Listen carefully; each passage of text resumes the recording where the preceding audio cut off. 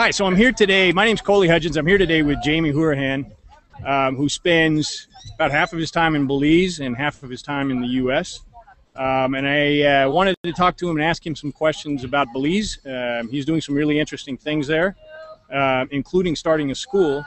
And I wanted to spend about 15 minutes asking him some questions about what his experiences were in Belize, and it should be a pretty interesting interview. So, Jamie, thanks so much for joining me here today. With the miracle of the internet, I'm actually talking to you today from Panama, and you're in Austin, Texas. You are a combat medic in the U.S. Army. It looks like a serial entrepreneur. So tell us a little bit about what you were doing in Belize, how much time you spent there, and what made you decide to choose Belize. Well, thanks for a good question, and thank you for having me. So, first of all, I was brought into Belize while I was doing a consulting project. A gentleman who is a professor out of Austin, Texas, looked over and saw I was kind of busy while we were eating and asked me what I do. And I told him, well, I help bring people's ideas to the marketplace, help to enable business from concept to reality in many different avenues, and more like the operational side, marketing, branding, the brand DNA, everything basically. And he said, that's exactly what I need. And from that point on, we wound, probably within a week, I did a little bit of due diligence on this project that he proposed to me, which was to bring this kind of unique school to Belize, and he had access to land as part of this developer that was in Belize. And I took great interest because I love international real estate. And yeah, we wound up in Belize and took a tour, went out to this beautiful project called Orchid Bay, Belize, and met with the developer and the chief visionary officer. Spent a good bit of time learning about each other first, getting to feel each other out, and eventually wound up kind of talking about feasibility in the project, and to bring this school, the school in a sense is going to be one of the ideas, to put it give an example, is you have this process where you can cross-section a piece of bamboo, turn it sideways, and take both the sections, fill it with this plasticrete fill, and create walls that look like bamboo walls. And to be able to use bamboo that they're just clearing out of the way to build walls, and preformed sort of walls to build structures out of. A lot of the construction there is it has a potential of being blown down and knocked over, so having these renewable sources is of great benefit when rebuilding, especially in a lot of these tiki huts and palapa top areas. It's easier just to kind of rebuild with, instead of trying to consistently rebuild with not so renewable structures. And this was a great idea. Another one was farming crustaceans and tricking them into basically the spawning cycle, and they're consistently spawning because they think there's a river and you're literally pushing water down a kind of a steep grade. They spawn up, they push themselves up and drop down into a tank, and they breed, and then they procreate, and it's kind of like a farm food essentially for the community.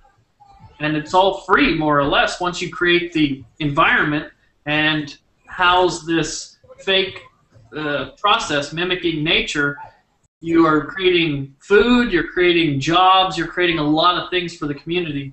The stuff is endless. Taking pallets for moving things and reclaiming those pallets and turning those pieces of wood, reclaiming them and redoing them, sanding them down and varnishing them, and making hardwood floors out of this stuff, and siding and different architectural beauty stuff. So that was the idea and concept of that school. However, the economy, as it tends to do in a cycle, took a downside, and that development project didn't see the necessity to attract that type of business, I guess you would say. It was a distraction, more or less. Everyone at that time was trying to hold steady to what they have, especially in the development, because the real estate, kind of went flat. Then recently, we wanted to bring this project back up. Much like yourself, there is a young lady down in Belize now. She's been on the project for 6 or 7 years, and she's there, boots on the ground with her daughter, and she's an American from Florida, wanted to have a good education for her daughter and wasn't seeing that coming out of the public school system. So she was struggling with the idea of, what am I going to do? And she's paying these, this online tutors and all these things, and it's just costing an arm and a leg. She said, why don't we just make a school? She reached out to me and said, hey, Jamie, let's do this school, but this time let's do it with real curriculum and try to make it a private school that we can give to the community and include the Belizean community in this.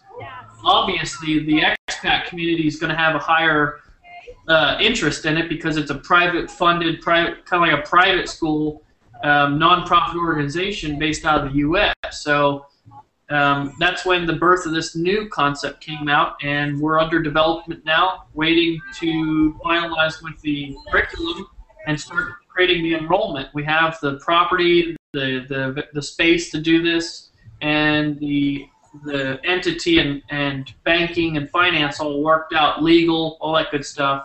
Just waiting on tax deductible 501c3, and we'll actually be able to take charitable donations as a tax deduction. And that's where we're at with that. That's great. It's really interesting. People have to get very creative. Expats have to get very creative for a lot of things when they live overseas, and they, in a lot of ways, they really have to be self-reliant and a lot more resilient than they are up in the States. One of the things that we've noticed here, for instance, is the same sort of thing as it relates to education. Is there aren't a lot of great options, and if you want to make sure your kids get a quality education, you have to go out and do it yourself. And so what we're seeing more and more of is expat families doing exactly that. And it sounds like that's certainly what's happening in Belize, where some expats have gotten together and kind of taking matters into their own hands to figure out a way that is a win-win, not only for the expat community but also for the locals. And it sounds to me like this would be a school both for expats and for locals. Absolutely, and based out of necessity is the birth of a new idea that could bring a lot of great things to the community, much like what you guys have going. So when the time that you spent in Belize, did you see an increase in expat families coming to Belize? And in your talks with the expats that were there, what were the reasons that they were giving for actually moving out of the U.S. and moving to a Central American country? Well, the beauty of Belize in general is that it's an English-speaking country. It's extremely close to the U.S., and that's really one of the biggest draws to that particular country. But the increase in expats I had kind of a perfect view of what it looked like, because the target market for the development that I was working with in this project was attracting and marketing directly to foreign people who want to come get away from the U.S. Most of the reasoning was, I would say, categorized in two areas. One, they want to get the hell out of a failing economy, and the other is the opportunity to invest in a country that has so much potential. It's like in a business model, it's kind of coming in at the ground floor. I mean, you have all the experience and knowledge of the first world, and you're bringing it into the jungle and third, sort of like the third world. So sure. It's with that mindset, with your capabilities that you had in this here, you can come into this Belize, into the jungle, and with only 300,000 people, and bring stuff that nobody would have ever thought of. It's like a frontier sort of. It's you come, you discover, and create from nothing. And the beauty of that really attracts certain individuals that are willing to step outside their comfort zone get rid of the creature comforts or recreate them in a new place that's not too far away. That's really interesting, because one of the things that we find a lot is that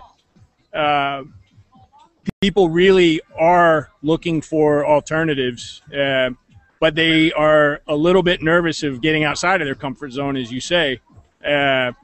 They have the house in the suburbs. They have the corporate job. They're not not all of them, but they're not. A lot of them are not particularly happy with the failing economy, with their corporate job, with kind of the humdrum suburban lifestyle, and they dream of doing something like this. Was there a general demographic makeup of the younger the younger expats that you were encountering when you were there? Are they professionals? Are they entrepreneurs? Are they retirees? Are they families? What prompted them to do this? The younger group, I would say. I mean, what would you consider young? That's a relative question. What would you say is young? Anything before retirement age. Okay, good. So the group I hang around was around 30, anywhere from 25 to 35. That group was a pretty unique crowd, and they're much like myself. You go out on San Pedro is where I really found them collecting. Was people who have individual skill sets and the ability to be self-sufficient in their business model. Web designers, web bloggers,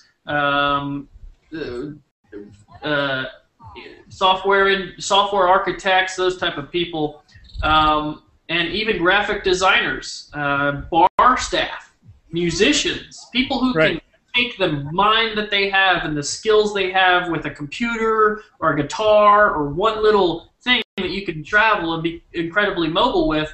Those are the young people that I found. There's a few of them that were highly successful entrepreneurs in a digital boom and hit the bubble right at the right time, and they had enough money to just go fart around and develop land, do whatever they want, really. And maybe one or two trust fund babies as well.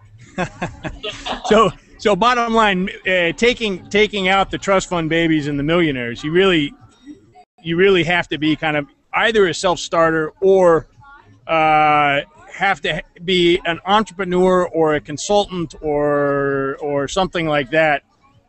You have to have a fire in your belly to go out and want to create something. Absolutely. Not really. I would say you just have to. You got to be able to step out.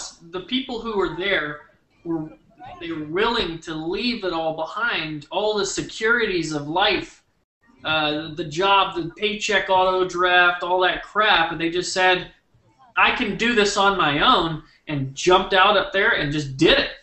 Some of them, most of them had that same entrepreneurial spirit, and that spirit kind of pierces anything, no matter what. If you are willing to leave your country for any reason, you're already one step ahead of everyone else. You're able to get outside of your mold and don't walk the line, man. Go far away from the line as you possibly can to see what kind of things you will discover. And those are the people that are winning in an economy that's developing. They're just they're getting out of the jungle, figuring out how to start a business, and you're jumping into an environment where you're 12 steps ahead of everyone. And people don't see that aren't doing this. But the ones that do have great rewards, and their life becomes so beautiful. Obviously, I'm in the U.S., and you can see my background, and you're where I want to be, and you see your background, completely different world. It's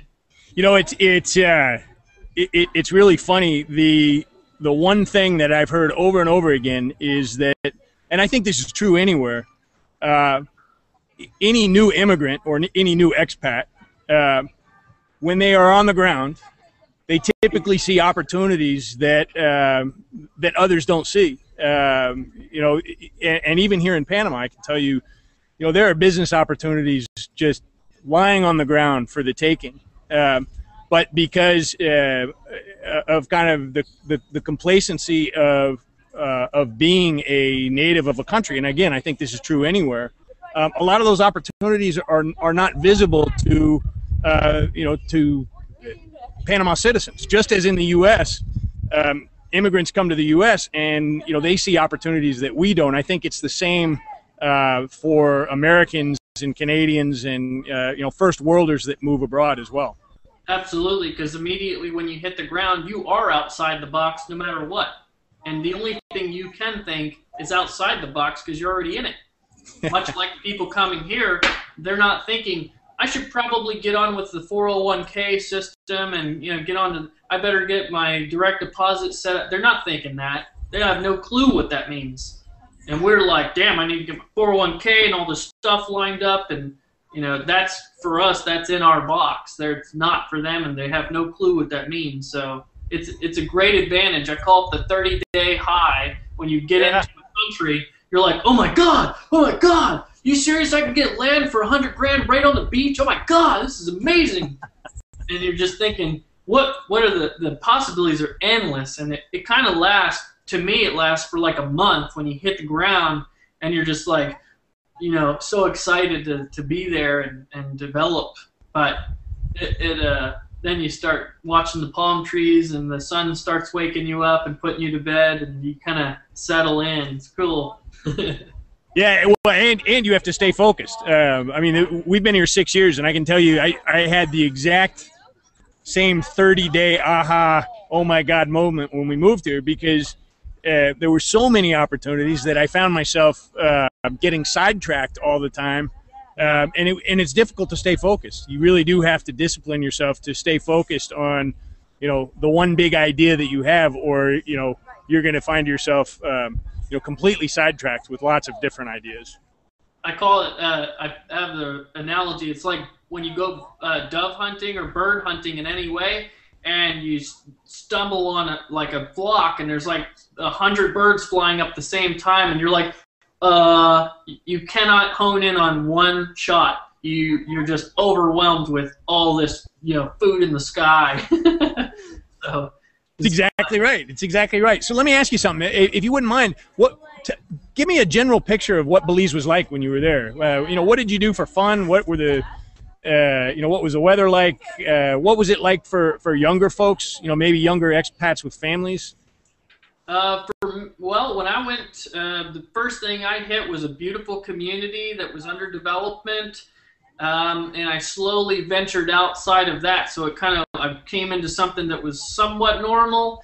Hung out on the beach, was around a lot of expats that were on a tour for this development, and I interacted with a lot of people who were interested in coming there, and people who have been there that were Americans for a while. So that was my first initial introduction. I had a captive audience of all of the people that were just like me, and that was probably the third time I had been to Belize. The first 2 times were on more like vacation type things and hanging out, having a good time. So generally speaking, you get there and you're just kind of learning the lay of the land, understanding the transportation. A lot of things run on buses. You get on a school bus, and that gets to town. Taxis eventually you realize are a little more expensive, and the price is negotiable. Yeah. And so for me, it was I would say the first 2 weeks I always like to study what's going on, and for fun you start to kind of meet the younger crowd and hone in on some fun stuff that's happening in the community, and then the people that have been there a while will start to introduce you to the locals, and the locals will slowly gain a little more trust and respect with you. The longer they see you there, they're common. It's common for them to see a face and then they disappear, another one and they disappear. When you're there for 2 or 3 weeks, then they're like, "Oh, this guy's not going anywhere, huh?" And this, it changes the dynamic in the relationships. They say once you've been there that 30-day period, then I went from "Hey you" to "Mr. Jamie." So it's like, "Hey, Mr. Jamie," and they start recognizing you and treating you like part of the community, and that's when it really hits. You're like, "Wow, this place is nice." And then I started venturing into the outskirts, into the villages and things, and got invited to dinner. Some girl was interested in me, and brought me to meet her family, and I had no idea she was pursuing me, but it was interesting because she brought me in. The mom's cooking food, and this just great. And it was awesome. Some rice and beans. It was good. Home cooked meals. Then there was a community party going on, and we're, two nights later, I'm out there dancing and doing the puta in the middle of this huge community center, and blowing my mind how amazing that felt to be around all these people with no worries on their mind other than getting out and dancing with the community out by the lagoon, and free food everywhere, just a big festival kind of thing. And it's a small little village, but man, there's a lot of people I don't know how they do it. There's a lot of people in small villages, and that's where it really hit my heart that it doesn't matter how much money you have. True happiness comes when you really let go of all that stuff. And that was when my eyes opened up in a different way to truly appreciate Belize as a country and as it is on its own. And then that whole entrepreneur takeover type of feeling starts to subside a bit, and you start to temper yourself to understand that this is their country, this is their way of life. It's great to bring ideas, but then you have to start thinking about the respectful barriers that you might pass over. So then it was in this whole new learning experience that I went through, and just kind of chilled out and observed. And I learned a lot. Made a lot of friends when I wasn't so actively pursuing the next thing. It became a lot easier to get around. It became a lot easier to talk to people. I'm always interested in real estate prices, and all of a sudden the real estate prices went down by like 60%. At first it was like, oh, I got this land over here, it's $150,000, and then that's from some gringo, and then all of a sudden the owner approaches me. It's not actually 150. I only want 40,000 for that. Right. I was like, oh. So I started understanding, just chill out, hang out a while, it'll come. And I got to relax. Then the beauty of the country emerged, and I went and traveled outside there, went out to the island, got a little hot plane, Tropic Air, flew out to the island, San Pedro, scuba dived the Blue Hole, hung out in the Keys, and just met a whole new different type of crowd, some Canadians and Americans, and a French guy and another guy from Texas, actually. We all went out and had a great time. One of the guys owned a freaking sailboat, and went out and had dinner, and just a huge amount of community there. Really beautiful community. So. Well, that to me, I think, is the one thing. It's the biggest difference that I've noticed between here and where I lived up in the States. And you put your finger right on it, which was community. I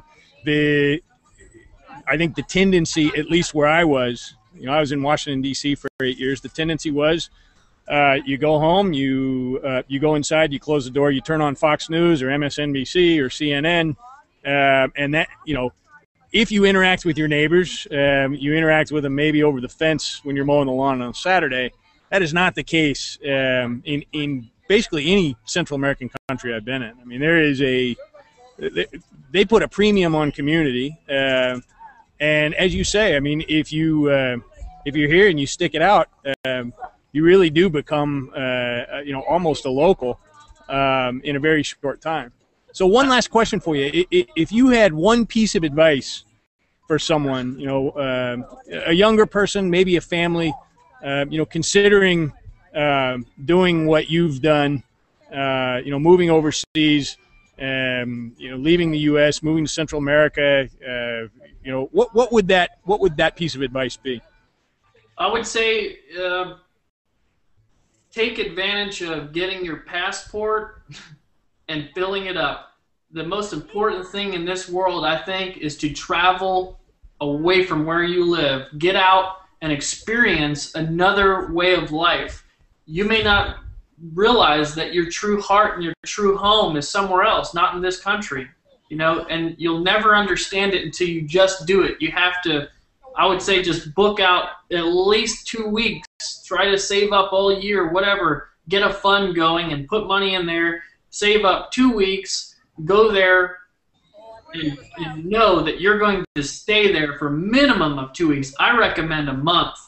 Get out there. Get involved with the community. Don't think of anything other than trying to make friends and understand the people's way of life. And try to be as friendly as you possibly can while you're there. And you will be absorbed into the community quicker than anything, especially if you don't come at it thinking you got to start a business or do whatever. Obviously, ask questions and learn, but be more observant and be patient. And eventually, the lay of the land kind of surrounds you, and all of a sudden, you're a part of the community. You're getting invited places. People are bringing you gifts. They're buying you drinks instead of you buying them drinks. Nobody asks you for money. It changes everything, and you really start to get a different vision as to what is really living.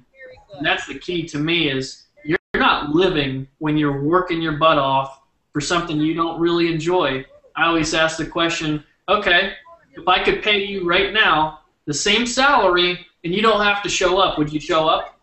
Most people would say, absolutely not. I'd be doing whatever I want. Well, good.